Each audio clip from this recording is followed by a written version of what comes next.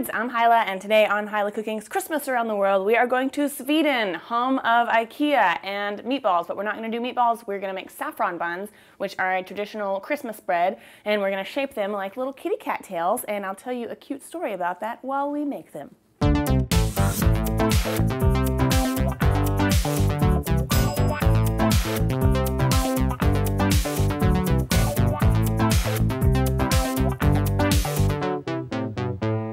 Alright, for the saffron buns, we need some saffron. So I've got some stamens here. It's not cheap. What it is, it's a stamen of a crocus, and then it grows in mostly Spain and Morocco, I think. I'm not sure how it came to end up being used in Sweden, but I'm sure it had something to do with the spice trade. Anyway, it smells kind of floral, and it gives a brilliant yellow color. So I'm gonna put it in this little bowl, and I'm gonna use a fork to break up the little stamens. They're quite dry, woo, and crunchy. Try not to get your very expensive saffron all over the counter. And then to sort of bring out the color a little bit, I'm gonna add about a teaspoon of cognac, which you could use brandy or sherry or cognac. If you don't drink, you could just add the crumbled up saffron to the warm milk later on. Soaking it in alcohol just kind of develops that color a little bit better. And you can even leave it like up to overnight to really bring that yellow out. And the saffron was used because it's so yellow, it kind of represents the sun, and it's supposed to keep the devil away. So it's good luck if you are not a Satanist. All right, and then I've got here some melted butter and warm milk, scalded milk, so it's quite warm. I'm gonna add sugar and salt to that and get that dissolved. Ooh, it's like Yellowstone National Park, look at that. There's some science at work there, guys. Okay, so just mix this up until it's dissolved. Okay, seems pretty good, doesn't feel gritty anymore. I'm gonna pour this into my mixing bowl here.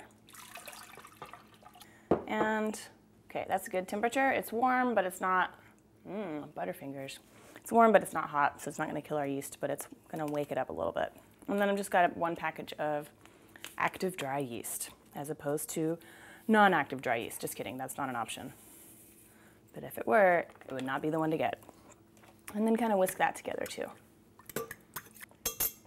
All right, so then we're just gonna let this sit for 10 minutes. We're gonna let this sit for 10 minutes, and then we'll come back and finish making our dough. All right, after 10 minutes, we can add the saffron booze to the rest of this. All right, and then we can add half of the flour that we will add ultimately. Okay, and get that started to mix up on a low speed. And then we'll add 1 egg and the rest of our flour and about 1/4 cup of raisins. You could use dried currants also, or I guess you could leave them out. And we'll just mix this up for a few minutes until it comes together into a soft dough.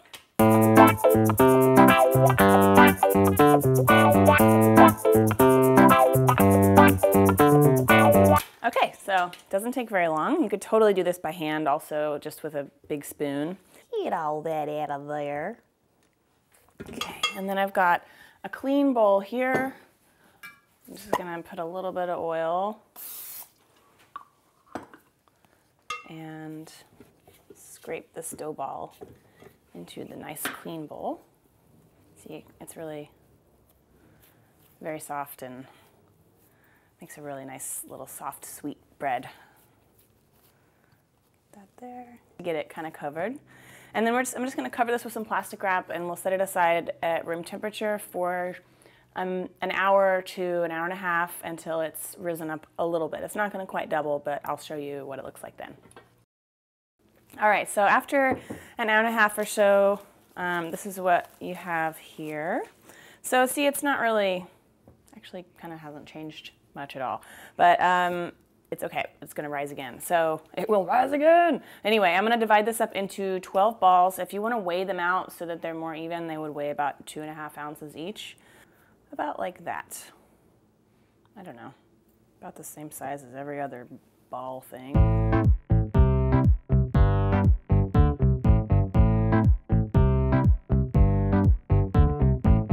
6, 8, 10, 12, 13. Oh, okay. Well, or you can make 13 balls, whatever. Now we're just gonna sort of move them the hell out of the way. We'll just roll it into a snake.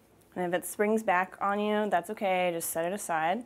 So I'm gonna go ahead and get all of these to maybe like 4 to 6 inches long and then let them rest for a few minutes. All right, once you've got them all rolled out about that long, we're gonna lengthen them a little bit more, maybe like 8 to 10 inches. That's what she said. Okay, I don't really know how long that is, but that looks right. So that long, that big. And then here comes the little part. So these are also called Lussekatter, which I'm probably totally pronouncing that wrong, but it means St. Lucia's cat. So you shape them into a little figure 8 or an S shape. So I like to do it like this. Bring both ends in opposite directions, scrolling them up like that until you get a little fat S shape. See? Very cute.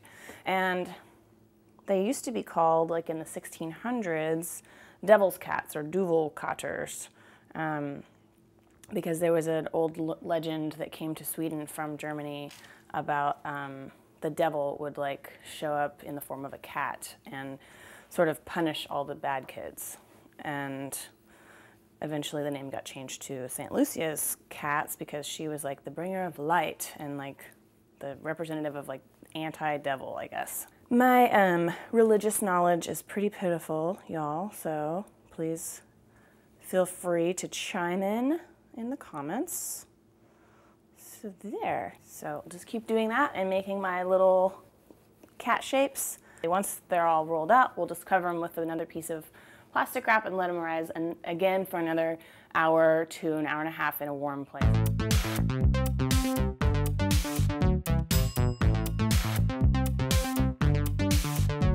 Okay, so hour and a half later, they didn't rise all that much because it's kind of cold in here, but it'll be fine. They'll rise in the oven. I've got another egg that I beat up. I beat that egg up. And I'm just gonna brush some of this egg on top of my buns gently. Just gently brush your buns.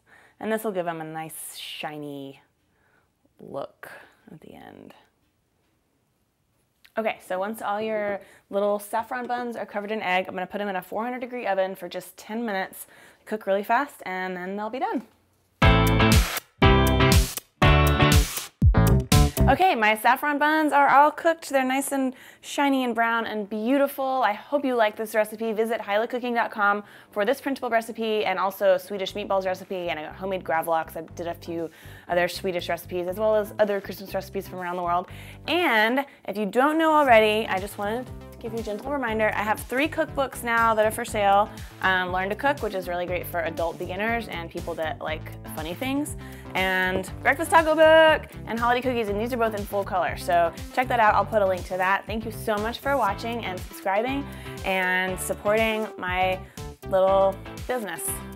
All right, like it's like a little snail or like a little seashell. It's super cute. Give it a shot.